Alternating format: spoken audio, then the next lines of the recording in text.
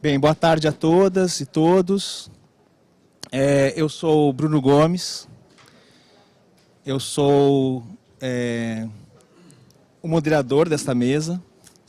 Queria agradecer ao IBRAM pela organização do evento, pelo convite em moderar esse painel. Eu sou sociólogo de formação, sou fundador da Humana, e venho trabalhando pelo menos nesses últimos 15 anos, nesse campo do desenvolvimento territorial, em pensar desenvolvimento e sustentabilidade, e especialmente com uma relação e uma atuação forte em contextos de mineração. Então, acho que é por isso que eu fui chamado para essa moderação. E estamos aqui num painel que vai discutir um tema importante e que vai dialogar com muitos temas que foram discutidos nessa conferência ao longo desses dias. O título do nosso painel, como vocês podem ver, a nova mineração em uma agenda estruturante e de desenvolvimento nas Amazônias. É um título longo, com muitas palavras para a gente, que permitem uma reflexão. O que seria essa nova mineração? Como que ela se relaciona de uma forma nova com o território. Não vamos responder, provavelmente, a todas as perguntas, mas eu acho que a gente vai começar uma reflexão sobre esse novo momento da mineração na sua relação com os territórios em que ela se encontra. A gente, em muitos painéis aqui, se falou das mudanças, da forma como a mineração participa a transição ecológica, a transição energética. Se falou das transformações que acontecem no próprio negócio para que a mineração se torne mais sustentável, para que ela se torne, para que ela caminhe em direção à descarbonização e contribua também com o esforço que os países têm feito em termos de redução de emissão. Não é disso que vamos falar aqui.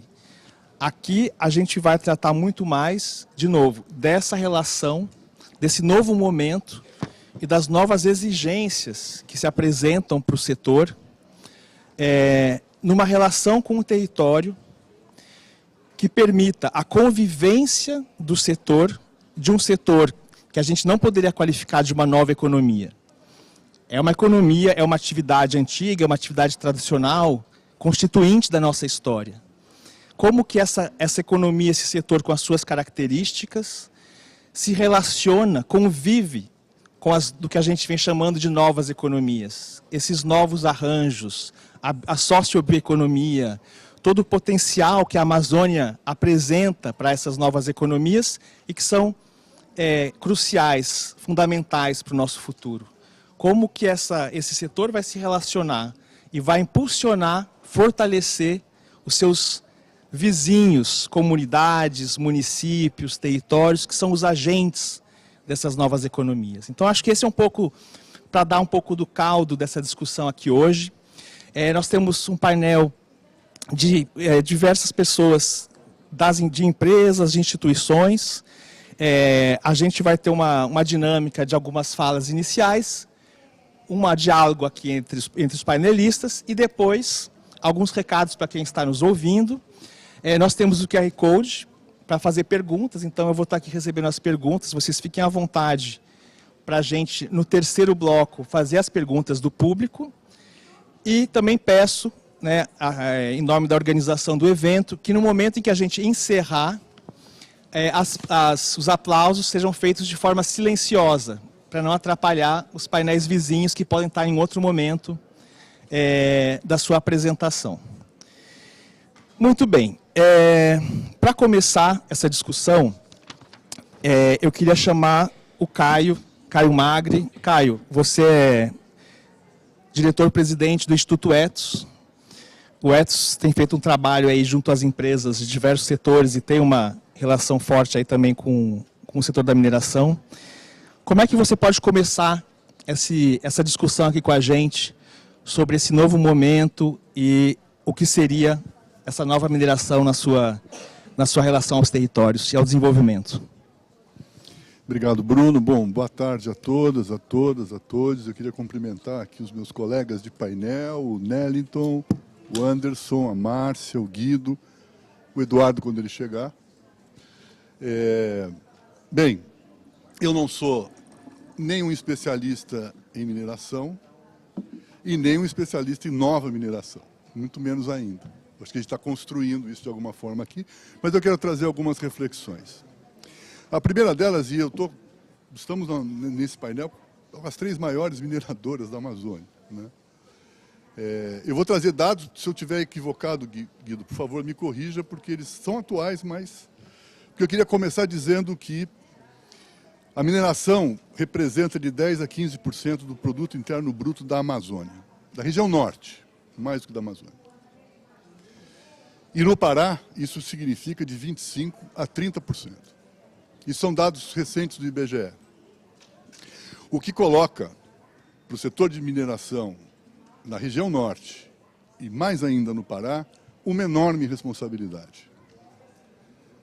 Ser responsável por quase 30% do PIB do estado do Pará, da reprodução da riqueza do estado do Pará, ou 20% de toda a Amazônia, é algo extremamente importante do ponto de vista de gerar consequências e responsabilidades profundas, com a economia, com a sociedade, com o meio ambiente, enfim.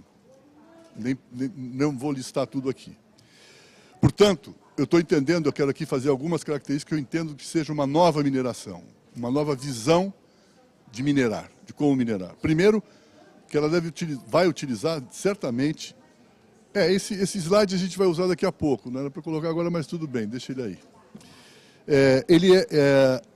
A gente tem tecnologias avançadas, é importante que haja uma redução dos impactos ambientais, é importante que haja cada vez mais o uso de energia renovável no processo de mineração, na mineração, e que ele seja, numa perspectiva, inclusive, de buscar net zero, de buscar emissões líquidas zero de carbono.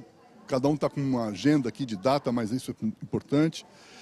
Com a adoção de processos produtivos circulares cada vez mais intensos, restauração das áreas degradadas, com a redução de impactos sociais e com respeito aos povos tradicionais e comunidades tradicionais.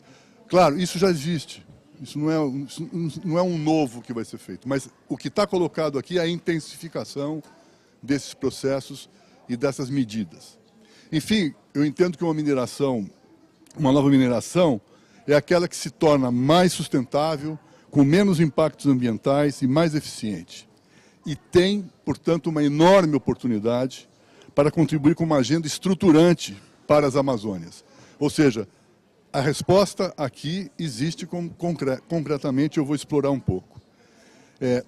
Principalmente, se as medidas tomadas para construir essa nova mineração não se restringirem à mitigação de riscos e redução de danos, mas que ela tenha uma proatividade efetiva na redução das desigualdades e na promoção do desenvolvimento sustentável da região. Exercendo de uma maneira muito efetiva suas responsabilidades empresariais e uma agenda de integridade socioambiental. Portanto, eu estou aqui fazendo uma ligação entre as dimensões de integridade, governança, meio ambiente e a dimensão social. Eu acho que vocês sabem do que quer dizer isso. Traduzido em 3 letrinhas, né, o ASG. Com uma nova visão para a estratégia ASG, integrando a sustentabilidade às suas estratégias corporativas e institucionais. E qual é o desafio? Pelo menos eu quero trazer esse desafio aqui, eu quero falar dele rapidamente e deixo para depois falar um pouco sobre as medidas que eu vejo depois. Esse mapa que está aqui, não sei se vocês já viram esse mapa. Esse mapa é produto de um trabalho enorme desenvolvido pelo programa Cidades Sustentáveis, com vários apoios, que aplicou uma ferramenta, uma plataforma que atualiza permanentemente com dados públicos, capturando dados públicos, qual é a performance de cada um dos 5.570 municípios do Brasil com relação aos 17 Objetivos de Desenvolvimento Sustentável. E o que a gente está vendo aqui é é um mapa das desigualdades territoriais do Brasil. A gente tem ali uma legenda, e eu só queria destacar, a região norte se encontra entre as maiores desigualdades territoriais frente ao cumprimento, ao avanço das metas dos Objetivos de Desenvolvimento Sustentável no Brasil. Esse mapa é muito interessante porque você pode depois navegar procurando cada município. Vocês vão achar os dados de cada município. Portanto, esse é o tamanho do desafio. Para construir uma estrutura, uma agenda estruturante, por meio de uma nova economia, com as características que a gente puder aqui complementarmente construir, é para enfrentar a mudança radical desse caminho da Agenda 2030 na Amazônia, nas Amazônias. Então, eu deixo isso para uma reflexão e trago depois algumas sugestões de como é que creio que possa ser possível andar nessa direção. Obrigado. Obrigado, Caio. Acho que excelentes apontamentos e provocações para estruturar aqui a nossa discussão. Eu vou passar a palavra para a Márcia. Márcia, você é gerente na Vale, Amazônia e Parcerias, tem uma atuação em toda a região e conhece bem os desafios que a gente está colocando aqui nessa discussão. Mas eu queria que você trouxesse um pouco, da mesma forma, em relação à Vale, né, como a Vale está encarando esse novo momento, essas novas exigências e a forma como ela vem transformando a sua relação ao território, a forma de atuar, interagir com os demais atores responsáveis por esse desenvolvimento. Então, se você pudesse trazer um pouquinho dessa perspectiva aí de uma grande empresa com tanta história e tantos momentos diferentes já vividos, por favor.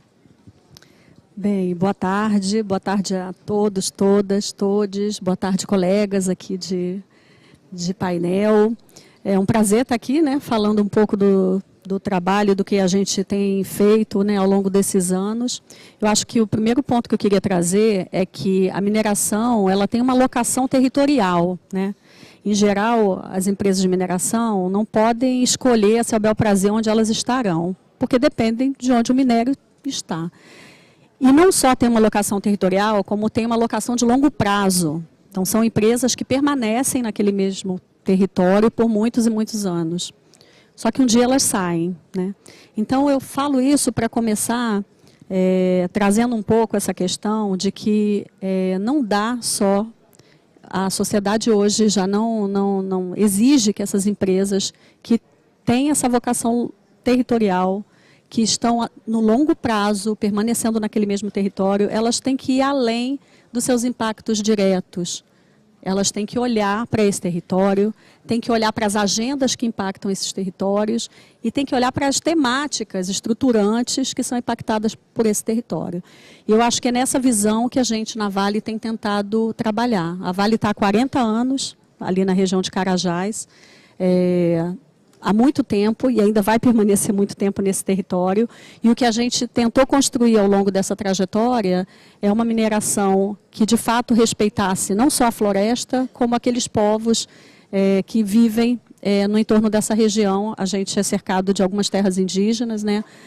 Operamos dentro de uma reserva, de uma Resex, né? Então, isso por si só já traz todo um compromisso da empresa com a responsabilidade com a questão florestal. Mas, para além disso, para além desse histórico da Vale nesse território, eu diria que nos últimos 5 anos a empresa tem se comprometido cada vez mais com isso. Então, em 2019, a Vale lança uma meta florestal, quer dizer, um compromisso voluntário, para além de tudo que ela já vinha fazendo, de proteger e recuperar 500 mil hectares até 2030, então não era uma visão de curto prazo, mas tentando trazer um horizonte de mais longo prazo. E, além disso, em 2020, ela lança um manifesto pela Amazônia, também trazendo a sua visão para esse bioma. E nesse manifesto, ela traz questões como respeito aos povos indígenas tradicionais, impulsionamento de uma economia alternativa, de uma diversificação econômica para o território, por meio da economia da restauração e a economia da floresta em pé, da bioeconomia, que a gente está discutindo aqui, diminuição de desigualdades. Então, em alguns anos depois, a Vale assume um compromisso social também, de apoiar a retirada de 500 mil pessoas da extrema pobreza. Eu acho que esse mapa que o Caio traz é triste de ver, porque como que a gente está num território de riqueza imensa de biodiversidade e a gente está falando do território mais pobre do país. Eu acho que o Índice de Progresso Social também reforça esse mapa dos ODS. Você olha para ele, onde tem os territórios de maior desigualdades, né, sociais, eles estão concentrados na região norte.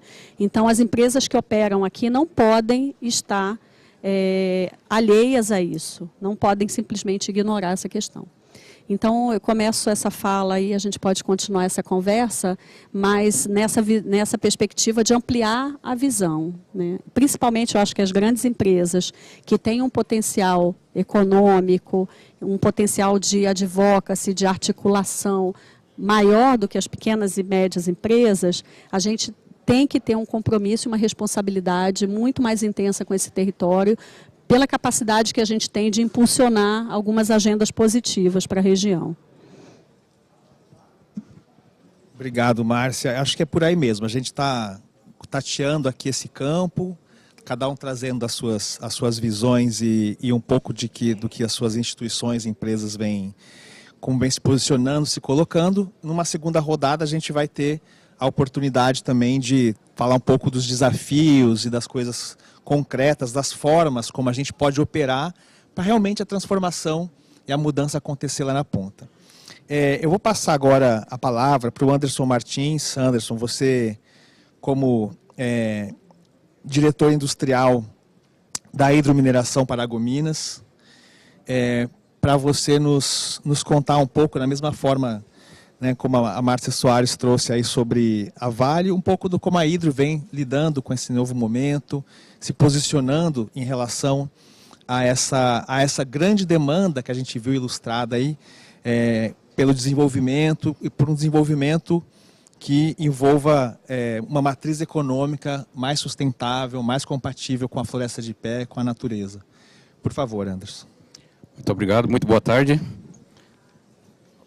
Eu estou na Hidro há quase 9 anos, estou há 2 anos e meio, um pouco mais, como diretor da mineração em Paragominas, e tenho presenciado muitas atividades no sentido de melhorar a sociedade, o meio ambiente, transformando tudo num ambiente cada vez mais sustentável. Bom, a Hidro é uma empresa centenária, estamos aí com 119 anos de existência em 40 países. Nós temos 30 mil funcionários no total. Desses 30 mil, 15 mil estão aqui no Brasil.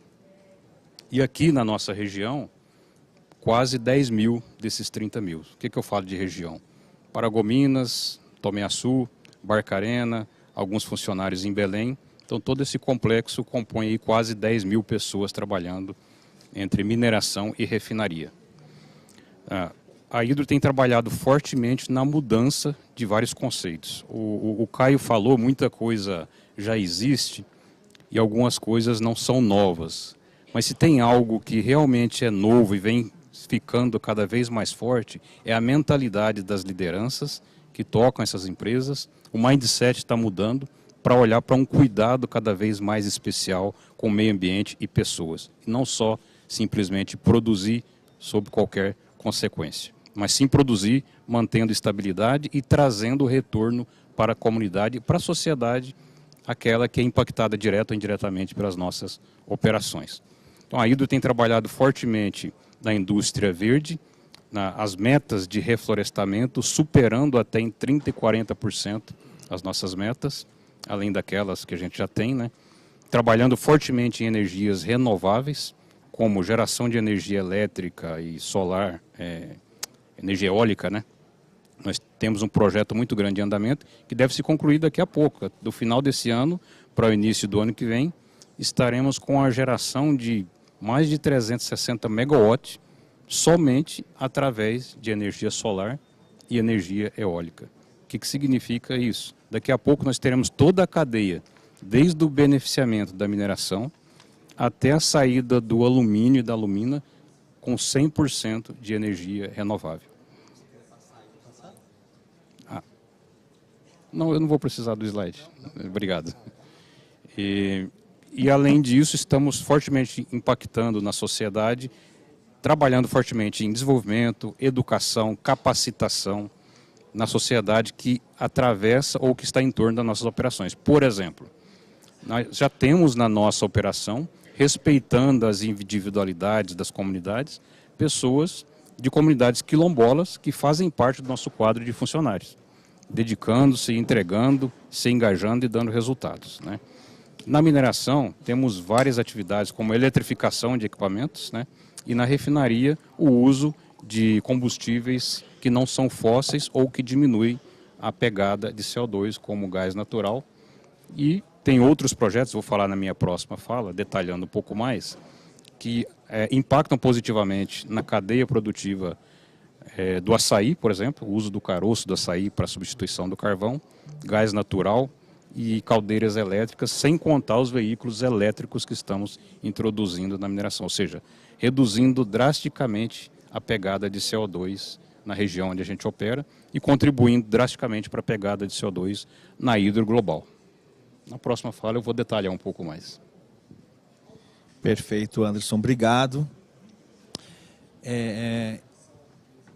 Eu acho que é interessante, a gente vai ter a oportunidade aqui de ouvir três empresas, como o Caio mencionou, grandes empresas, as grandes empresas presentes na Amazônia, né, juntamente com a Alcoa e algumas outras, mas que têm práticas, né, de fato, já em andamento, já há algum tempo. Então vai ser interessante a gente comparar, entender como cada um tem abordado e no segunda rodada, inclusive, confrontar os desafios que cada uma vem enfrentando e como a gente consegue, na forma como está proposto para esse painel, né, colaborar com uma agenda estruturante para esse desenvolvimento dos territórios através da presença da mineração. Eu vou passar a palavra agora para o Eduardo Martins. A gente volta depois para os representantes das empresas com o Guido. Antes eu queria passar a palavra para o Eduardo. Eduardo, ex-presidente do IBAMA e hoje está no Grupo Associado de Agricultura Sustentável. Eduardo, talvez você possa trazer um pouco do seu olhar sobre de que forma assim, o setor, em relação ao que a gente está se propondo a discutir aqui, do desenvolvimento de novas economias que vão proporcionar um desenvolvimento territorial sustentável, compatível com a natureza. De que forma a mineração, com as suas características, pode ser um fator de contribuição para esse desenvolvimento e como que você entende que são caminhos possíveis para ela se adequar às exigências que as novas economias também têm. Por favor, Eduardo. Muito obrigado, Bruno. Bom, eu concordo muito com as falas anteriores e vou trazer um pouco da minha experiência, seja na área pública, né, trabalhando como gestor ambiental, depois de um bom tempo aí trabalhando como consultor, onde as empresas de mineração sempre foram minhas clientes na área de gestão ambiental, principalmente em gestão de crises, né? E quando uma crise chega, todos aqui sabem o que isso significa do ponto de vista de desafios, né? Eu acho que a gente precisa, inicialmente, mas sem precisar se limitar, a assumir uma coisa. Pela natureza da rigidez locacional, em geral, estamos falando das grandes, né? Por trabalharem com produtos finais para eles que são commodities, né? Pela própria natureza do processo de mineração, é claro que grandes, como já foi dito, 10 mil, se a gente for olhar os números da Vale, o número de funcionários é grande, mas a mineração tem uma limitação para transbordar a prosperidade por esses fatores. E toda vez que a gente for escutar as iniciativas, você vai perceber que são um conjunto de iniciativas muito importantes que as companhias tomam para essa promoção, que vão além dos seus negócios, né? Eu costumo dividir um pouco a coisa da seguinte forma. Tem um conjunto de coisas que você controla e que são fundamentais para vocês fazerem. Tem um conjunto de outras coisas que são fundamentais para vocês, mas que vocês não controlam totalmente. E aí eu estou falando do negócio funcionar. E aí tem um outro mundo, que é o mundo de coisas que vocês não controlam, mas que podem influenciar de uma forma relevante. Onde alocar a energia e como é que essa energia vai ser alocada, não só para tornar o negócio viável, e parte de tornar o negócio viável significar uma inserção dentro do seu contexto, que seja uma inserção favorável para as coisas que estão ali, né? Eu acho que para a mineração um dos segmentos mais desafiadores, né? Acho que as escolhas precisam ser muito bem feitas, né? Cada tostão gasto tem que imaginar como é que ele reflete nesse transbordamento de prosperidade. Mas é cada tostão mesmo. Estou tomando a decisão de trocar a tecnologia. Tem algum efeito? Não, é negativo, não tem nenhum. É positivo. Ou pode ser positivo se eu faço alguma escolha, né? A outra coisa que eu percebo também, e que eu acho que isso tem evoluído muito, que é o conceito do domínio do território. Eu tenho minha área de mineração e eu tenho aqui uma lógica de domínio, né? Que é um território que eu controlo por alguma razão, ou porque eu tenho direito, ou porque eu adquiri, ou seja lá o que for. Mas é a lógica das cercas, né? A cerca não funciona como delimitação e acho que esse reconhecimento de ter uma compreensão do entorno é extremamente positivo, né? Acho também que uma coisa que a mineração precisava buscar dentro da possibilidade é entender como é que essa prosperidade pode ser promovida, né? Com base, aí não mais nas cadeias de serviço, etc. Às vezes até na base dos resíduos. Na segunda rodada eu quero explorar um pouco isso, das possibilidades que existem para encaixar isso dentro de um contexto, do contexto amazônico e a importância que tem. E queria lembrar um outro ponto. Além do espaço, da rigidez locacional, a mineração sempre vai depender de algo linear, que é a logística.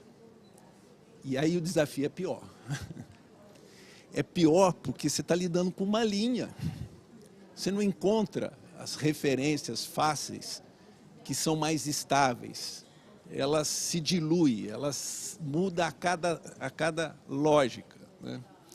E isso vai envolver um desafio extraordinário, porque toda vez que você avançar demais para atender as coisas, você se confunde com o Estado.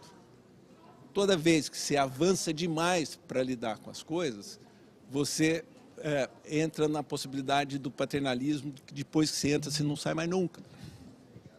Então, esses seriam meus comentários iniciais. Não, obrigado, Eduardo. Bons pontos aí. Acho que no finalzinho você tocou numa questão que todo mundo vai acabar também chegando nas ponderações aí da segunda rodada, e de entender justamente que uma parte dessa equação que a gente está aqui tentando, está se debatendo, ela diz respeito à forma como a gente interage com esses outros responsáveis pelo desenvolvimento dos territórios, né? O Estado, a sociedade civil. Então, acho que isso dentro dos desafios que o setor vem encontrando para conseguir, de fato, ter o impacto positivo que busca. Isso vai ser um tema-chave que a gente vai poder aprofundar um pouquinho nesse segundo momento. Antes disso, Guido, eu pediria que você desse ainda um passo para trás, enfim, já que é livre a você de também trazer as suas considerações.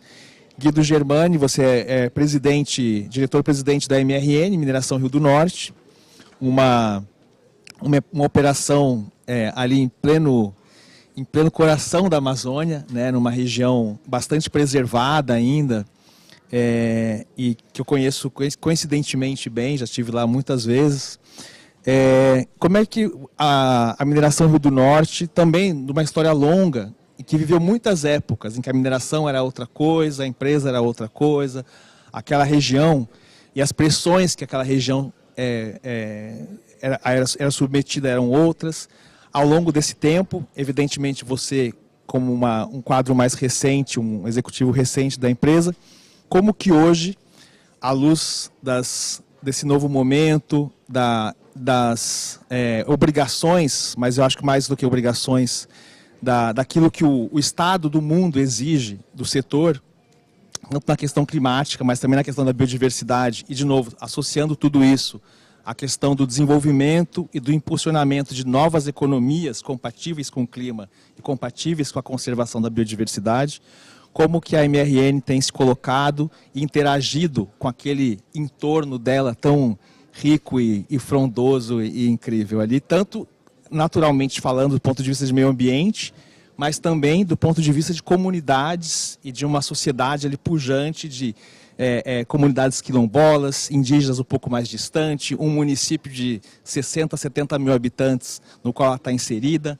Como é que isso se dá? Tá, obrigado, Bruno.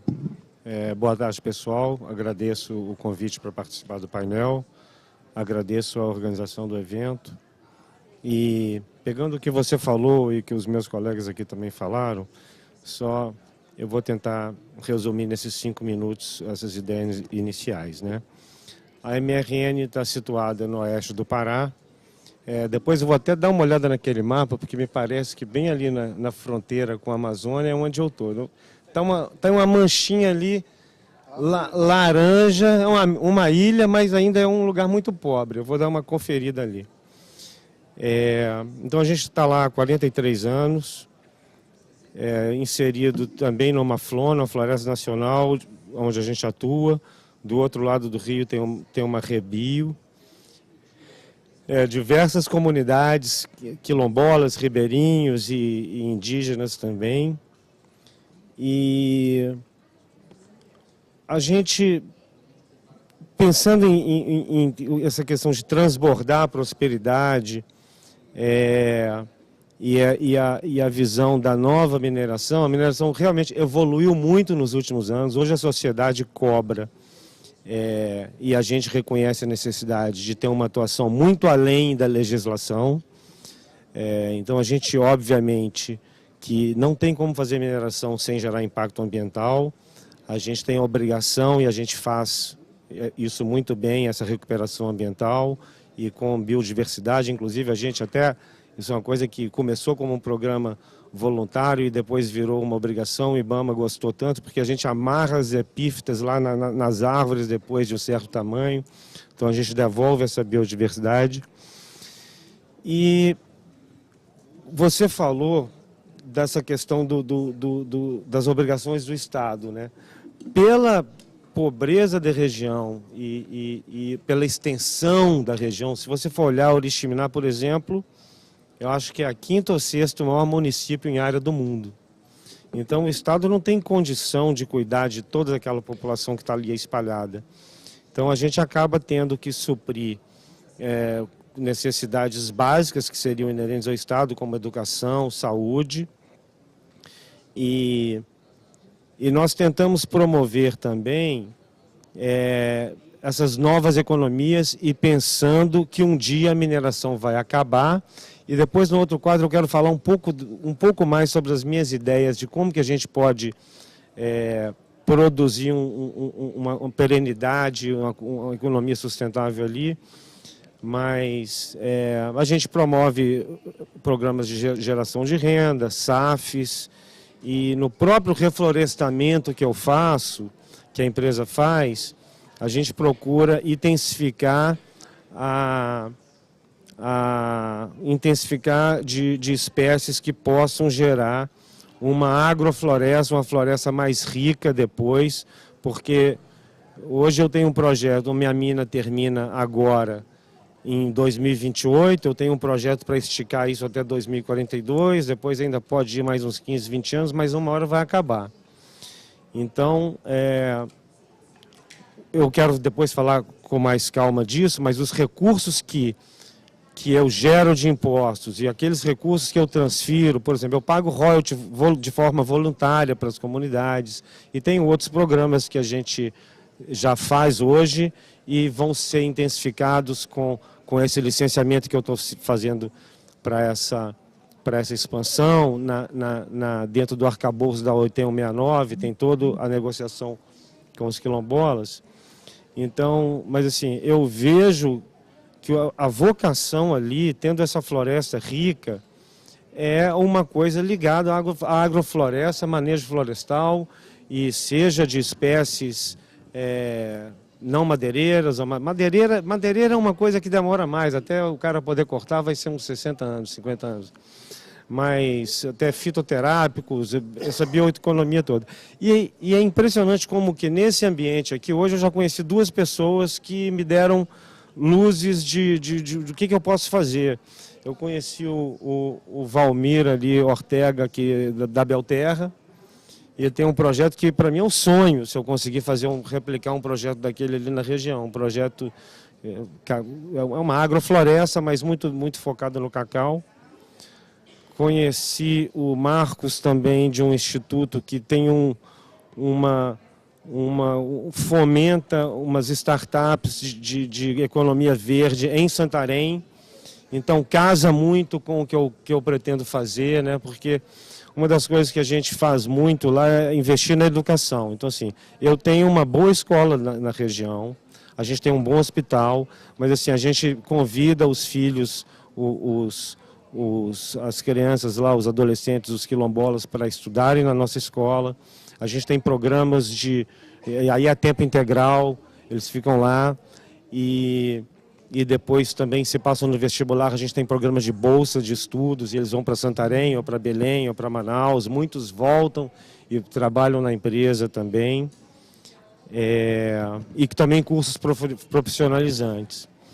Mas eu não estou nem controlando muito meu tempo, eu não sei se já passou, mas depois eu quero falar mais da minha visão de como que eu tenho que olhar, para mim é mais fácil olhar para a minha região, mas acho que isso também vale para os outros. Como que a gente pode tentar perpetuar o desenvolvimento, primeiro melhorar o IDH geral e fazer com que isso se perpetue mesmo depois da saída da mineração, do término da mineração.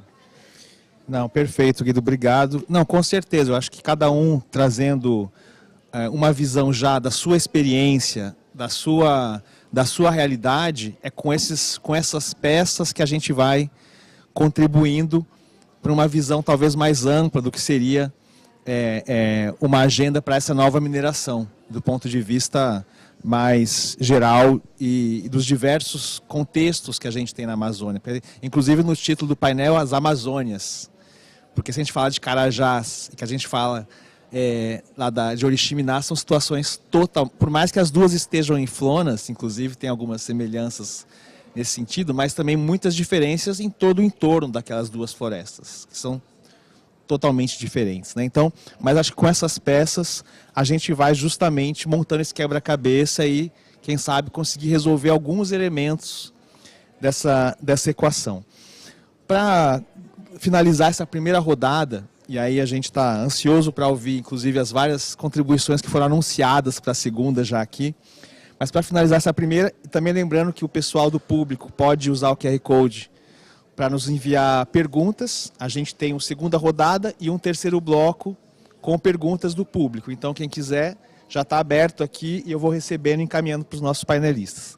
Mas antes disso, a última intervenção da primeira rodada, o professor Neliton, da UFAM, nos traga aí a sua visão. Você teve a oportunidade de passar por último aqui, ouvir um pouquinho de cada um. Então, nos traga um pouco da sua visão aí sobre esses aspectos. Obrigado, Bruno. Boa tarde a todas, todos, todes. Um prazer enorme encontrar aqui o Eduardo Martins, bom, você está, como bom engenheiro agrônomo, você está numa pegada muito legal, Eduardo. Depois eu vou conversar contigo melhor. O Guido, Caio, Márcia, Anderson, é uma honra. Obrigado pelo convite. É desafiador.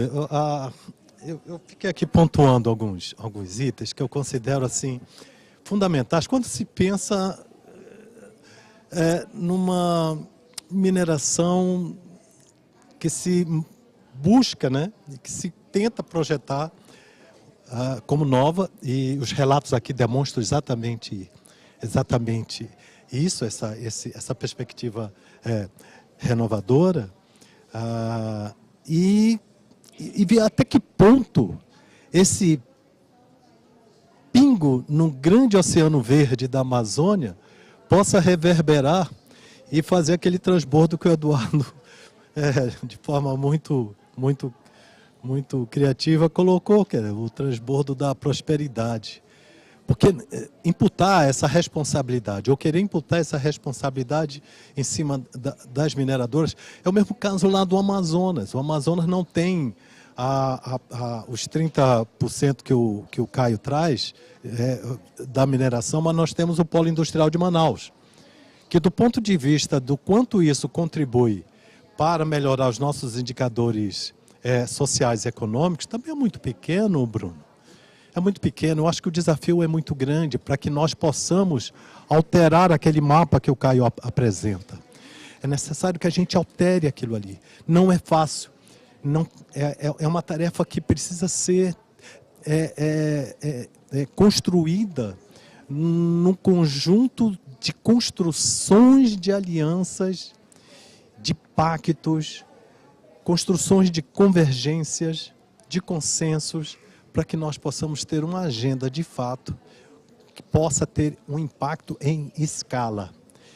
Eu acho que pensar uma mineração numa perspectiva estruturante de fomento, de valorização da bioeconomia, de valorização das pessoas, nós temos que ter uma visão holística, não tem como. Eu pontei aqui alguns pontos. Um deles que eu acho importante é o planejamento estratégico, por exemplo. Mas o planejamento estratégico social que envolva desde a fase das prospecções que os empreendimentos minerários se colocam para que haja um efetivo envolvimento da sociedade. Um outro ponto que eu considero importante é a questão do licenciamento. O Eduardo foi presidente do IBAMA, eu fui presidente do IPAAN. A gente não pode trabalhar o licenciamento só na perspectiva cartorial, mas também um licenciamento que a gente tem que ir muito além do ambiental, é o licenciamento social, para que possa mobilizar a sociedade no sentido de construção de várias agendas que levem a processos de mitigação, adoção de tecnologias ambientais. Eu acho que é outro ponto que precisa ser muito bem trabalhado. Pelos relatos aqui dos colegas da área de mineração, ficou muito nítido o esforço das grandes mineradoras na questão de uso de tecnologias inovadoras de baixo impacto, de modo que a intervenção possa ter um mínimo de impacto no conjunto daquele território no qual ela se insere. Eu acho que esse é um fator fundamental que a gente quer trabalhar na mitigação. A diversificação econômica. Esse é outro ponto que a gente tem que pensar numa perspectiva estruturante, né? Que outras matrizes, que outros players podem ser mobilizados nesse conjunto para que tenhamos sempre como pano de fundo a melhoria dos nossos indicadores socioambientais. E, por último, eu colocaria o monitoramento numa perspectiva de ser um monitoramento constante, transparente, no contexto de uma política de compliance dessas organizações. Porque, primeiro, a exploração mineral ela é finita. A gente sabe que os minerais são finitos. Se é 20 anos, 30, 40, 100 anos, um dia vai acabar. O que não pode acabar, e que não vai acabar, são as pessoas que, no espaço temporal da intervenção das atividades minerárias, Márcia, elas podem até se beneficiar através dos royalties, através dos impostos. Mas como trabalhar uma perspectiva, e aí eu quero fugir um pouco do clichê, Bruno, da sustentabilidade. Nós temos que ir um pouco além disso. Então eu traria esses pontos para a reflexão, que eu acho que é importante a gente, nessa perspectiva holística, pensar a mineração no contexto de vanguarda, que vai além da sua intervenção territorial. Não, perfeito, professor. Acho que encerramos bem essa primeira rodada, com mais algumas apontações. Acho que são vários temas que vão permear e entrar nas possíveis soluções ou visões mais sistêmicas que os nossos panelistas vão trazer aqui. Caio, eu volto a você.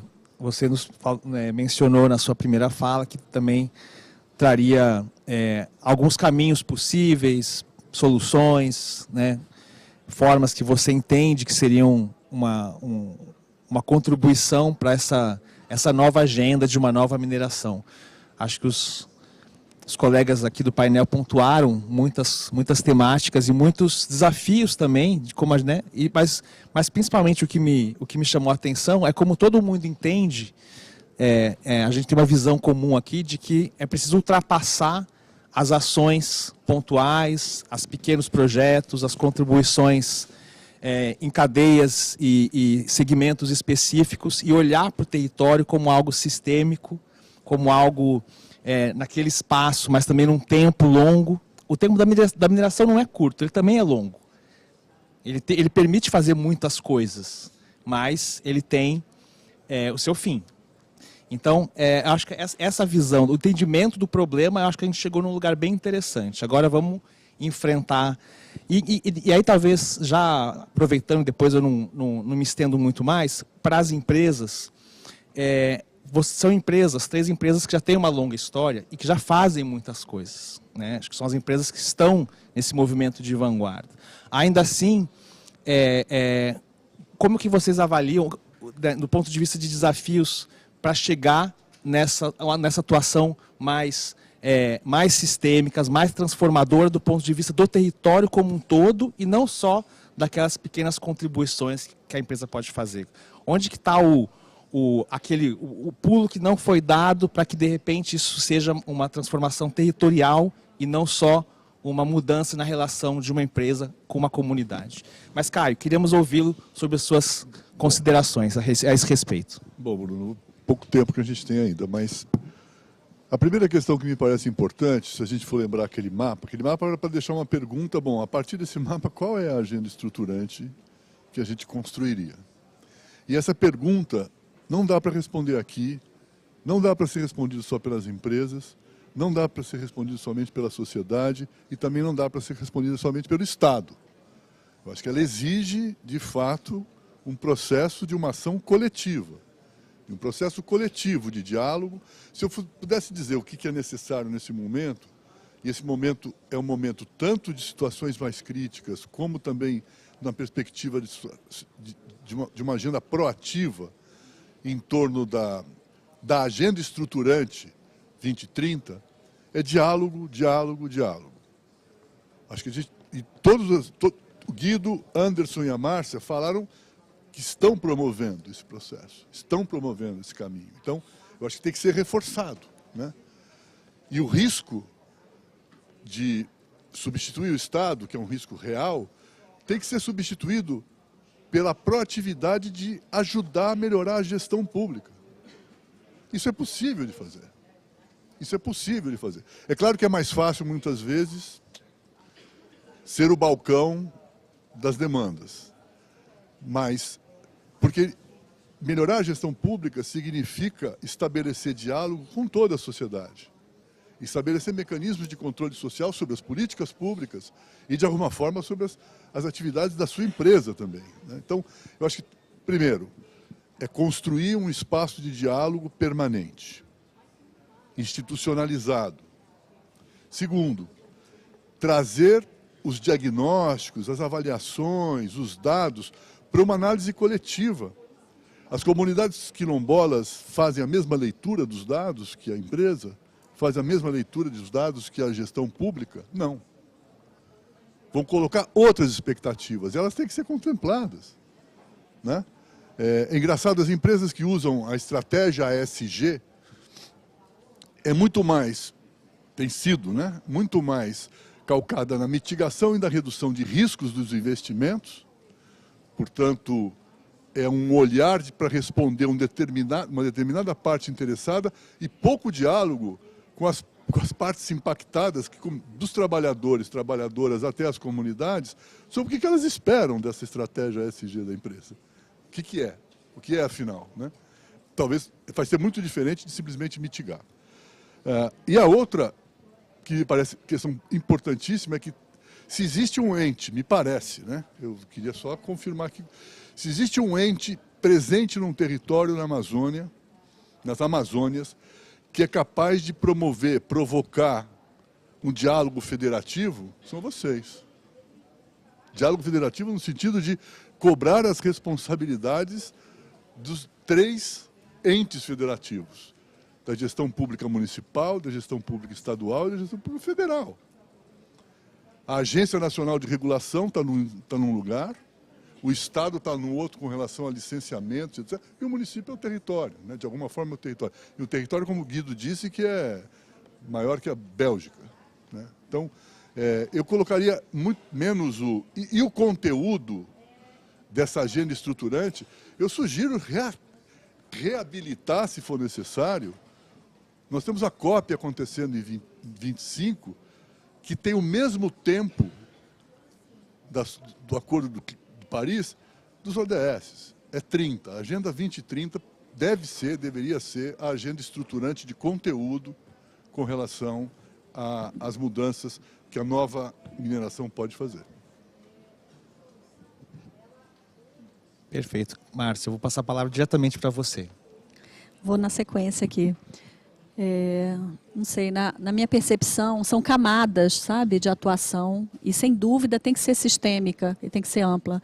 Então, claro que começa numa atuação mais próxima de onde a empresa opera, começa com as suas práticas, inclusive internas, de melhoria dos seus processos de sustentabilidade, só que isso vai ampliando para uma escala de município e até numa escala de agendas estruturantes para o território. Acho que hoje a sociedade exige esse nível de atuação que inclui agendas estruturantes para esse território. E queria trazer alguns exemplos em relação a isso. Na minha percepção, tem 2 grandes frentes que a gente tem trabalhado lá na Vale.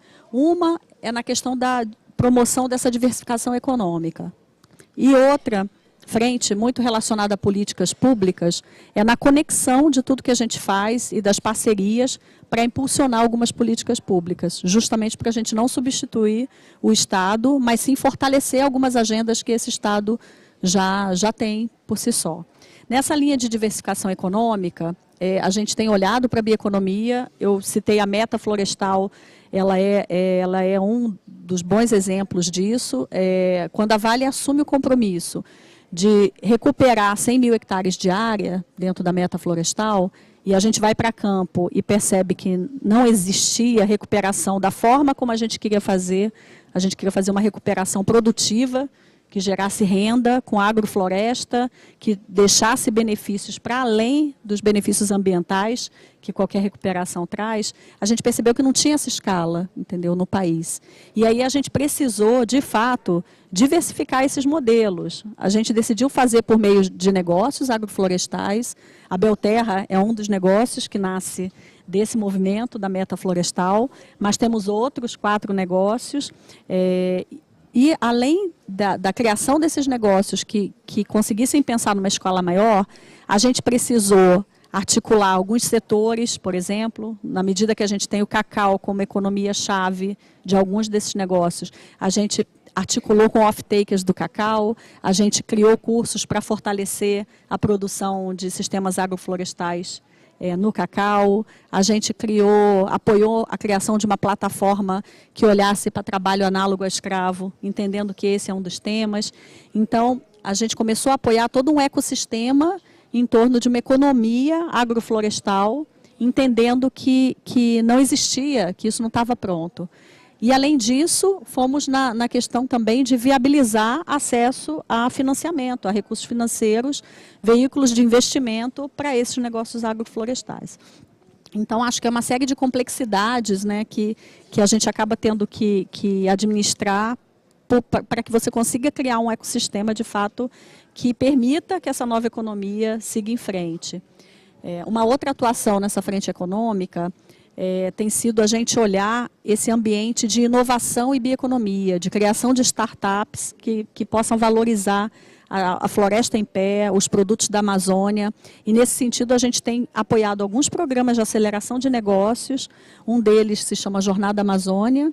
E, na Jornada Amazônia, que a gente tem em parceria com a Fundação CERT e com outros cofinanciadores, a gente está olhando desde o desenvolvimento da cultura empreendedora, porque a gente percebe que é preciso gerar, estimular ainda a criação de novos negócios, fortalecer essa cultura empreendedora na região, até um subprograma que apoia a criação de startups, depois um outro que apoia o fortalecimento e o outro que apoia o acesso a recursos, enfim, olhando para todo esse espectro da evolução do caminho do empreendedorismo, né, para que de fato a gente consiga chegar. Esse programa tem algumas metas, como criar 200 startups, como mobilizar mais de 20 mil jovens para essa cultura empreendedora.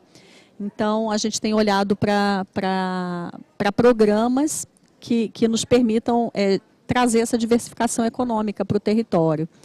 Todos esses programas são feitos em colaboração. A gente não vai conseguir fazer na escala que a gente pretende, não dá para fazer sozinho. Então, em todos eles, a gente, em geral, é cofinanciador, a gente pensa junto com outros parceiros para chegar na escala que a gente quer. E no campo das políticas públicas, né, eu traria como exemplo uma iniciativa que a gente está desenvolvendo agora, nesse momento, relacionada à regularização fundiária aqui na Amazônia. A gente fez uma parceria com o IPAM, o Instituto de Pesquisa Ambiental da Amazônia, para avançar aqui no estado do Pará, mas não só, junto ao Fórum de Governadores da Amazônia também, na agenda de regularização fundiária, entendendo que, apesar de não ser um tema estritamente da área de operação da empresa ou do nosso território, é um tema limitante para o desenvolvimento econômico ou para o desenvolvimento de outras questões na Amazônia também. Então, o que a gente tem buscado nessa linha é apoiar temas estruturantes e apoiar essa diversificação econômica, entendendo que a dependência que acaba se gerando em torno de uma única economia não é o caminho para a sustentabilidade da Amazônia. Eu acho que, assim como a diversidade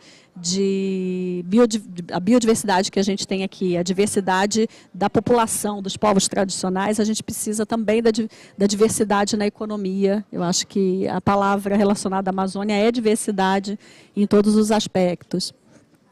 Não, perfeito, Márcia, obrigado. Acho que você traz vários elementos de resposta, né, pelo menos se aproximando de algumas preocupações aí que o Caio trouxe e dessas buscas por soluções coletivas, né, tanto em forma de parceria, de colaboração.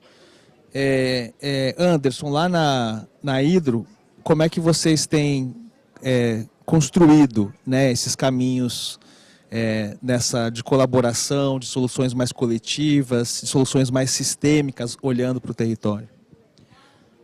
Bom, primeiro eu quero dizer que foi falada a palavra diálogo, eu concordo em gênero, número e grau, que é uma das saídas que a gente tem que buscar sempre, mas não basta só o diálogo.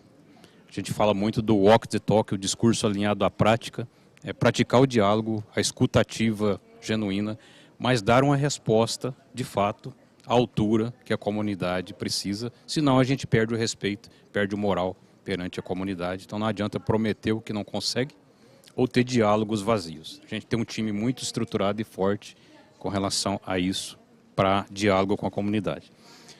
Gostei muito do termo transbordo de prosperidade, vou passar a usar, mas entendo bastante como deixar o legado. O professor falou de licença social. né? Então, nós temos que ter a sociedade ao nosso favor. É uma mão de via dupla, porque não adianta sermos os melhores, com a melhor tecnologia do mundo, com as melhores soluções do planeta, mas se a sociedade nos vê como um intruso, como um inimigo. Como praticar isso e deixando um legado, né? Eu quero ser mais direto, porque operar na região amazônica é um desafio enorme. Tem uma biodiversidade fantástica, só não é mais desafiador do que passar todas essas informações em 5 minutos aqui. Mas eu vou tentar ser mais direto. A mineração Paragominas, já desde o princípio, começou com uma pegada ambiental muito forte de redução de CO2, que é a própria instalação do mineroduto desde o seu princípio. Então, o mineroduto é uma solução logística fantástica, de 244 quilômetros de extensão, que atravessa 7 cidades, passa por baixo do leito de 4 rios. Acreditem se quiser, eu mesmo não acreditava, até que eu vi a operação ser realizada e as manutenções serem feitas, trocando tubulação que passa por baixo do leito do rio para não impactar no meio ambiente, não impactar nas comunidades ribeirinhas que estão ali ao redor. É uma solução que reduz uma pegada de 33 mil toneladas por ano de CO2, se fosse comparar com o modal de transporte ferroviário, por exemplo, né? Ao longo dessas comunidades, trabalhamos na educação, no treinamento, no desenvolvimento, na formação de pessoas, na alfabetização de pessoas, né, e contratação de empregados ao longo dessa comunidade que passa o mineroduto, para que eles venham trabalhar nas nossas operações, conhecer os nossos valores e não só conhecer, mas levar esses valores para as comunidades e também trazer das comunidades de onde eles vivem aprendizados para nós. Do ponto de vista de soluções renováveis, e nós estamos com um projeto finalizando no final desse ano e começo do ano que vem, como eu já falei, de construção de energia eólica e solar, que vai suprir toda a refinaria e toda a parte de beneficiamento da mineração. O número é enorme, são 360 megawatts de geração de energia. Além da energia hidrelétrica que nós já temos, mas teremos a eólica e a solar. Nós já compramos caminhões elétricos, temos uma frota de caminhões elétricos na mineração, já vamos para o 4º caminhão, só 4, mas são caminhões de grande porte, caminhões de 60 toneladas de capacidade, rodando com energia elétrica. Cada caminhão desse substitui um caminhão que, por dia, queima 4.000 litros de diesel, 400 litros de diesel, né? Então é muito diesel, né, que é substituído com essa... E 10% da nossa frota de pequenos veículos, os veículos de pequeno porte, já são também veículos elétricos que estão na rotina operacional, substituindo veículos a diesel. Eu vou seguir o caminho da produção da bauxita até a refinaria, que faz parte desse complexo de B e A que nós chamamos de Bauxite and Alumina, bauxita e alumina, né? A refinaria já está com uma caldeira elétrica em operação, que substitui uma caldeira que queimava carvão que vinha ou vem lá da Colômbia, né? Temos já 2 caldeiras para finalizar até o final desse ano, completando 3 caldeiras elétricas. O que isso significa? Nós vamos parar, e já estamos parando, todas as caldeiras movidas a óleo BPF, deixando de queimar carvão e deixando de comprar carvão lá da Colômbia. E as caldeiras que ainda usam a parte do carvão, nós temos uma iniciativa que favorece muito a região. Aqui, quem gosta de açaí aí? Levanta a mão. Olha a quantidade de gente que come açaí. E o açaí deixa um caroço. E esse caroço você deve ter visto aí pela cidade, em vários lugares, nas sacas de lixo, em containers, e fica ali apodrecendo e gerando resíduo. Nós já estamos empregando na operação das caldeiras o uso do caroço do açaí como biomassa, em substituição ao carvão. Temos uma taxa atual de 10%, vai chegar a 50% até o ano que vem e estaremos usando cada vez mais. Eu poderia, como disse, o maior desafio são os 5 minutos. Poderia ficar citando o dia todo vários exemplos, mas enfim, nossa pegada com relação à redução de CO2 está muito além das expectativas da própria Hidro, nós estamos indo muito além.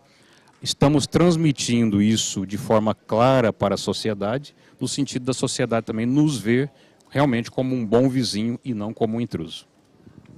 Obrigado, Anderson. Realmente, a gente tem pouco tempo aqui, é difícil de passar por todos esses elementos. Eu vou, até para a gente adiantar um pouco a dinâmica, vou passar para cada um a sua segunda fala, mas também vou introduzir algumas perguntas, porque eu acho que já podem sendo... Muitas já foram sendo respondidas ao longo das falas, então eu não vou voltar a elas. Mas o Arthur, por exemplo, perguntou aqui como o setor da mineração pode colaborar com os municípios mineradores para melhor uso e gestão dos recursos oriundos da mineração. Então, quem se sentir chamado a aproveitar e responder também essa pergunta do Arthur, Eduardo, então, por favor. Eu queria reforçar essa questão que foi colocada da institucionalidade. Acho que investir e cuidar para o fortalecimento da institucionalidade vai ajudar a dar mais clareza de papéis e também vai deixar um legado quando a operação se encerrar. Eu acho isso extremamente importante. Entendo que cada situação é uma, né? Você tem também vários níveis. Gostei muito da Márcia quando ela explicou um pouco as etapas que ela cumpriu para poder chegar em alguma coisa que fizesse sentido no conjunto. Tem um tema que eu acho que é importante. Eu tenho percebido que o licenciamento ele sempre vai avançando de forma temática e já inclui muito da dimensão social, né? Eu acho que é um bom momento de ter uma negociação, de reduzir muitas exigências que têm pouca efetividade, e não é pouco. Tem muita coisa que quando você espreme, fala, e o que isso resolve? Vira uma burocracia que você cumpre de uma forma rotineira, sem muito impacto do ponto de vista de gestão da atividade. E nesse momento você ampliar a parte social, né?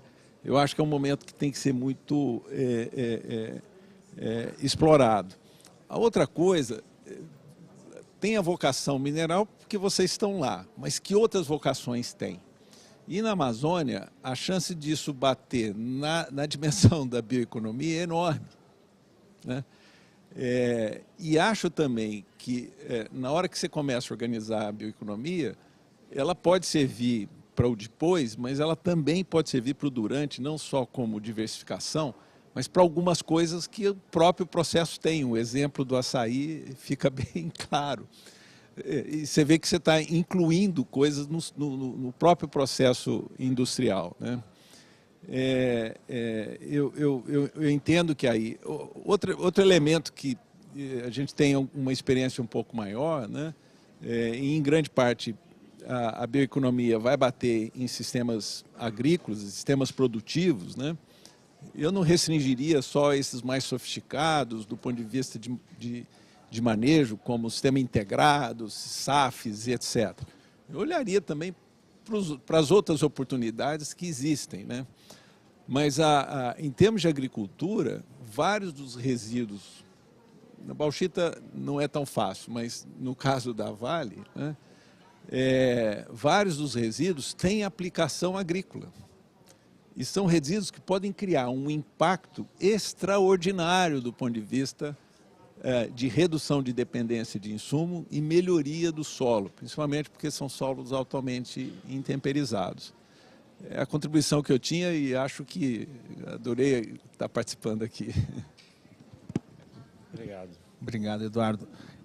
Guido, se você aí puder nos expor a sua visão em relação a essa construção, né, de uma agenda mais integrada, mais sistêmica, desse olhar para o território que vai além, né, baseado nas colaborações, no diálogo, na criação desses espaços de interlocução com a sociedade, mas na construção de uma agenda de longo prazo, né? Como é que você vê não só uma visão de como isso pode acontecer, mas também os desafios que vocês vêm encontrando na implementação dessa visão, né, concretamente lá no território onde vocês estão inserindo em Oriximiná, Terra Santa e companhia. Tá. Perfeito. Tem muito recurso. Está funcionando isso aqui? Tem muito recurso que flui ali, né?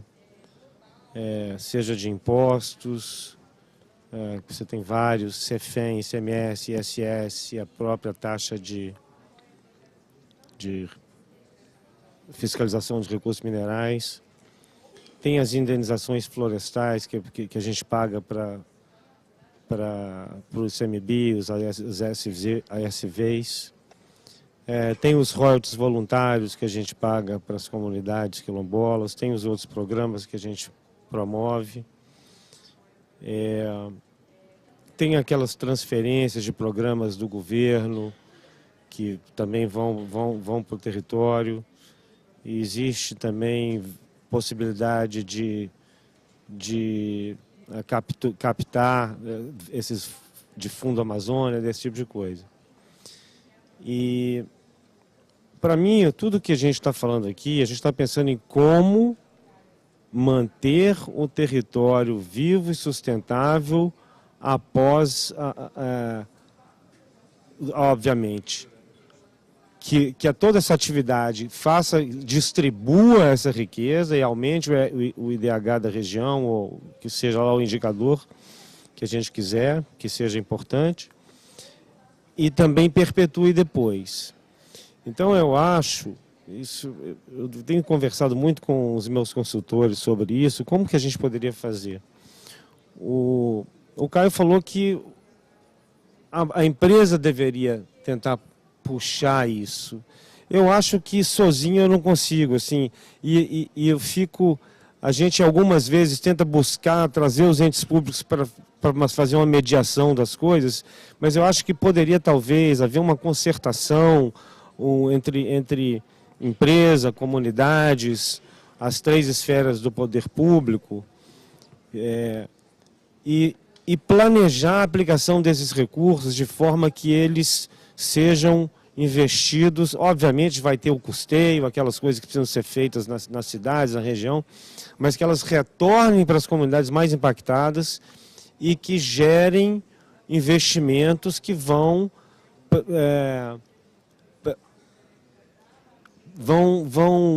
beneficiar gerações futuras, né? Então, eu acho que é isso que a gente deveria tentar fazer. E não é fácil, porque tem que ter essa boa vontade de todos esses entes. A Márcia fala, eu ouvindo a Márcia falar aqui, que ela falou que quem me dera eu tivesse os recursos da Vale para poder fazer tudo isso. Por exemplo, Belterra e CERT eu conheci hoje. Então, vocês estão lá já não sei quantos anos fazendo. Eu falei, pô, esses caras podem me ajudar. Então, eu preciso de ajuda nisso. E aí você tem todas as coisas que competem com isso aqui. Seria uma coisa de longo prazo, você pensar o futuro. E o dia a dia da empresa te absorve muito, tem um monte de coisa que aparece, é o problema, o cara tem que resolver na hora. Então, mas eu acho que, para resumir assim a questão, essa disposição desses entes públicos todos para se reunirem e ajudarem no plano. Isso aqui vai ter um fluxo de caixa assim. Como é que nós vamos aplicar esse fluxo de caixa ao longo desses 20, 30 anos? O que isso vai gerar? Eu acho ali, você falou, a bioeconomia não tem como escapar, é o que vai ser. Eu tenho uma floresta, todo ano eu refloresto 300, 400 hectares, e eu posso lá colocar mais espécies, mais castanha, mais copaíba. Cacau é um pouco mais complexo, eu estou aprendendo agora, mas também dá para fazer. Então, eu acho que é isso. A gente tem que se reunir para pensar isso, juntos. Obrigado, Guido. Eu vou passar para o professor para a segunda rodada dele igualmente. Pode. E aí eu queria só voltar para, acho que um ponto interessante dessas várias falas aqui também, que acho que é essa dificuldade de convocatória até para criar esses espaços compartilhados, né? E o engajamento das partes. Eu acho que tanto a MRN, a Vale, a Aido já tiveram iniciativas em que se buscou criar esses espaços aí do lá em Barcarena, a Vale em diversos lugares em que eu pude até trabalhar diretamente, e a MRN também teve as suas experiências de aproximação com o poder público e tal. Então, acho que o entendimento de que é necessário integrar esses vários atores e essas várias agendas, se de fato a gente quiser alguma coisa estruturante está dada. E aí eu volto até a questão que o público perguntou, como é que a gente, na prática, por exemplo, vai apoiar um município num espaço como esse, né, mesmo o município estando aberto para participar de um espaço, de uma construção coletiva. De que forma, concretamente, uma empresa pode apoiar um município no bom uso desses recursos? Né? Porque não é só uma questão da empresa conversar com a prefeitura, envolve todos a sociedade que deve decidir o que é o bom uso do recurso. Então, na prática, realmente é complexo, mas existem experiências que estão sendo conduzidas. Então, como é que vocês veem isso? E eu queria trazer uma pergunta muito concreta depois, quando a gente vai fazer mais uma rodadinha que vai dar tempo, de poucos minutos assim, principalmente as empresas, porque eu queria dialogar um pouco com o público também, questões mais pontuais. Alguém que perguntou, a gente falou muito de bioeconomia, e com certeza é o grande... Só que a parte está associada a uma outra cadeia que trouxeram aqui, que é a cadeia do turismo. E aí alguém perguntou, a Dijane perguntou aqui, quais são as propostas das empresas de mineração que estão no Pará quanto ao desenvolvimento do turismo sustentável, para buscar mais um caminho para a prosperidade também. Isso vai ficar mais para frente, vocês já podem ir pensando aqui. Professor, por favor. Bruno, estou controlando o tempo, pode ficar tranquilo. 5 minutinhos, vai lá. É o desafio que o Anderson falou. Eu acho um setor que a gente aqui não trouxe. Eu presido o Conselho do IDESAN, Instituto de Desenvolvimento da Amazônia. Inclusive, Márcia estava recentemente, semana passada, né, Márcia? Lá no nosso evento, lá do IDESAN, e até uns 15 anos, até agora, até um mês retrasado, eu era vice-presidente do Conselho da Fundação Amazônia Sustentável. Eu acho que o terceiro setor tem um papel fundamental nesse processo de construção dos diálogos que nós trouxemos aqui nesse nosso painel. Porque eles também são espaços de gestão inteligente e inovadora que possibilita ampliar essa capilaridade das ações das mineradoras e das empresas que atuam no contexto da Amazônia.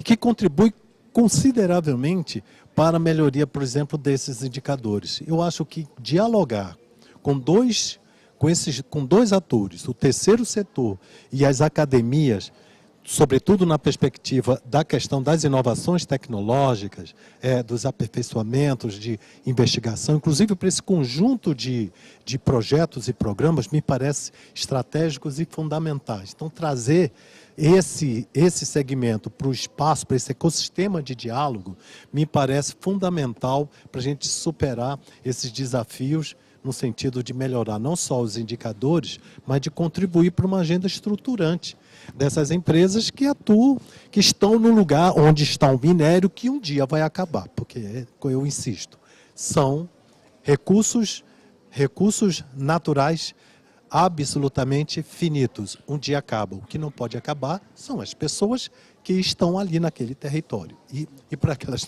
não sucumbem, é necessário que programas estruturantes, inclusivos e sustentáveis possam ser canalizados, possam ser potencializados. Então, viu, Bruno, eu acho importante colocar nesse nosso ecossistema esses dois segmentos, que eles são vitais nesse processo de diálogo, sobretudo aqui no contexto amazônico.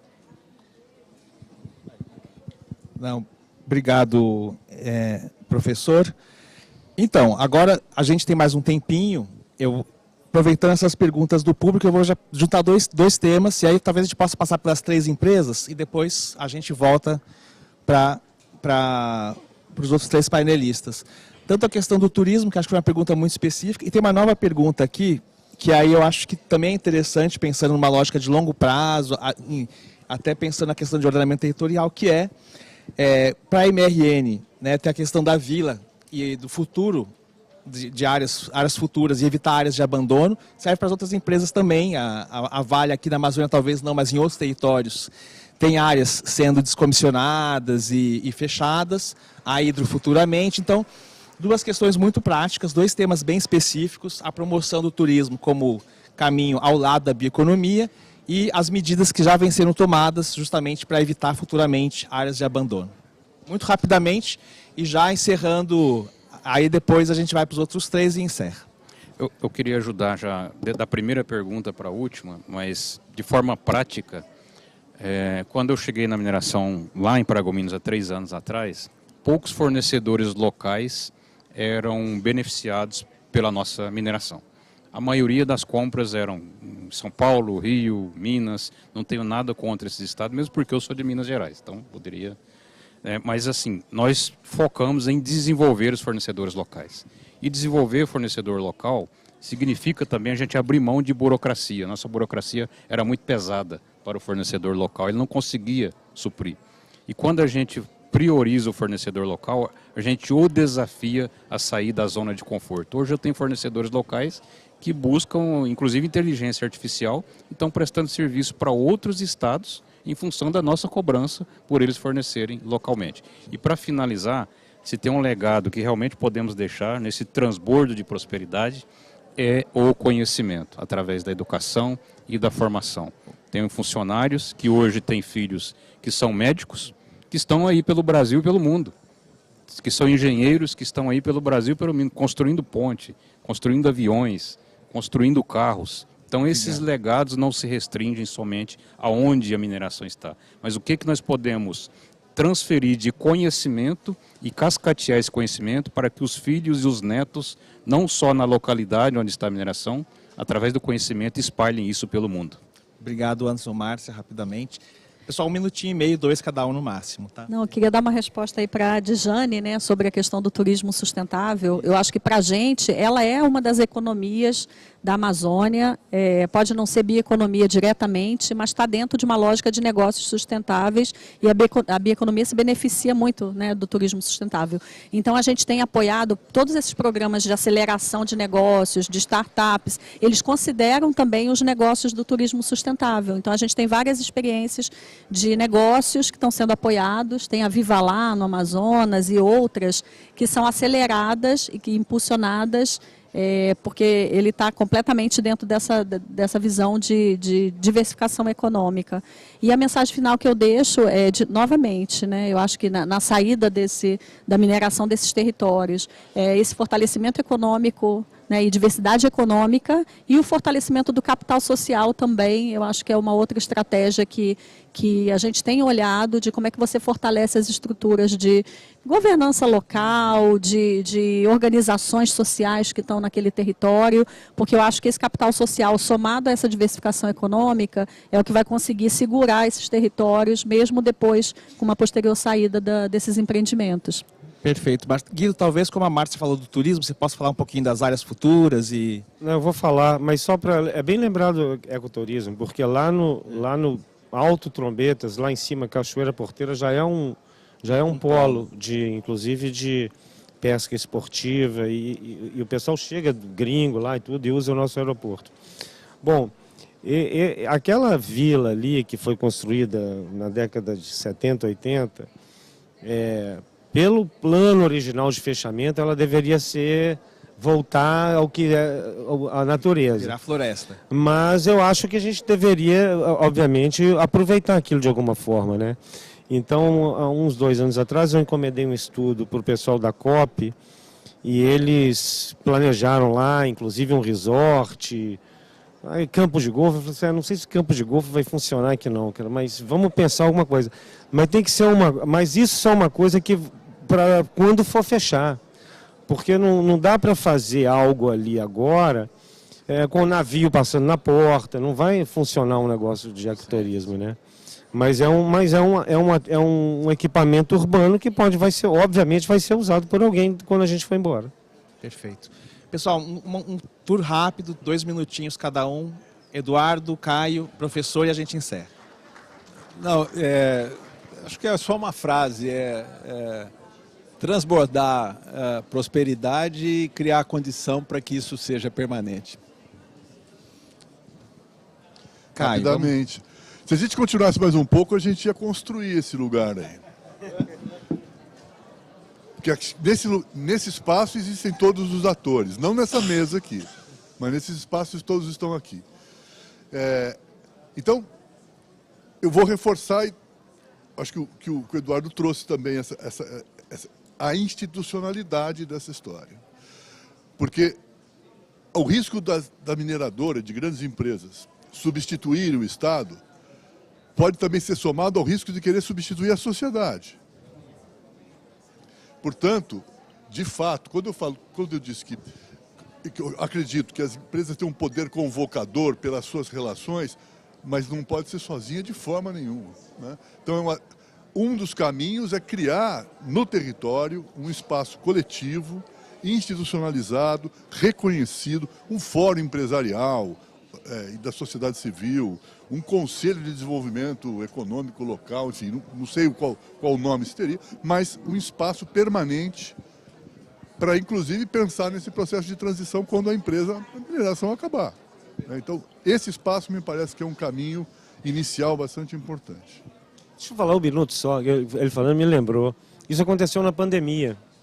A gente criou um grande fórum em que a gente debatia situações e resolvia ali na hora para todo mundo. Mas a pandemia foi embora, o negócio acabou, morreu. Não vai precisar de mais Não, eu acho interessante, inclusive fica uma sugestão aí para a próxima conferência, a gente ter a mesma discussão sobre a nova mineração com representantes da sociedade civil, do terceiro setor, e com representantes do poder público, prefeitos, vereadores, quem está ali lidando com as questões, e a gente ter esse debate. O que é a nova mineração que eles esperam, que a sociedade espera, né? e que o poder público local espera. Acho que vai ser muito interessante ter esse debate nesse grupo mais ampliado. Professor, últimas palavras e a gente encerra. Sendo bem sintético, eu acho que de tudo que nós falamos aqui, o grande desafio que fica como pano de fundo é a necessidade presente e continuada de fortalecimento dos mecanismos de controle social, sabe? Eles são ainda muito frágeis. São muito frágeis. As experiências que a gente tem observado lá no Amazonas, Amapá, com manganês e outros lugares, é que enquanto esses espaços forem apresentarem sinais claros de fragilidade, quando a atividade econômica se encerra, o risco de desmoronamento é muito elevado. Então, eu acho que investir fortemente no fortalecimento dos mecanismos de controle social, mais do que controle social, mobilizando a sociedade no processo permanente de diálogo, isso que o Caio coloca é fundamental, me parece necessário para que a atividade ganhe não só a escala, mas também ganhe a necessária sustentabilidade que se quer para isso. Ou seja, reverberar após a atividade minerária que aconteceu naquele espaço, naquele território. Só assim eu acho que a gente vai ter uma Amazônia próspera, inclusiva e socialmente responsável. Perfeito. É isso. Obrigado a todos painelistas, todas painelistas. Obrigado a vocês e, da minha parte, estamos à disposição para continuar esse debate com os demais que aqui estão, dos diversos setores. E, mais uma vez, obrigado e obrigado a vocês.